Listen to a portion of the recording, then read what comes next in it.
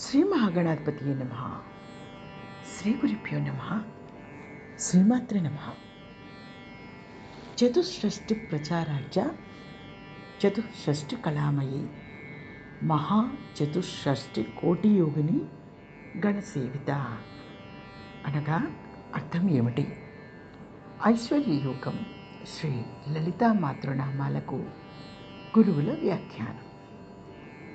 చతుషష్ఠి ప్రచారాఢ్య అనగా 64 రకాల సేవలతో పూజింపదగినది అమ్మవారు.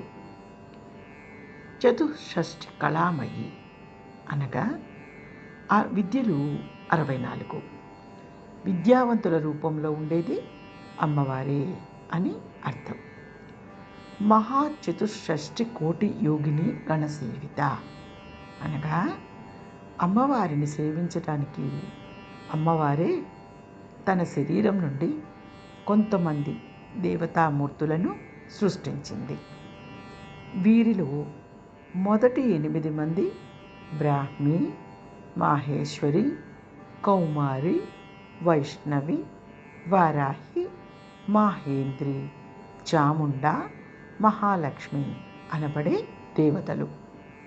వీరు ఒక్కొక్కరికి మళ్ళీ అక్షోభ్యం వంటి వారు 8 మంది చొప్పున 64 కోట్ల యోగిని గణాలు అమ్మ నుండి ఆవిర్భవించాయి.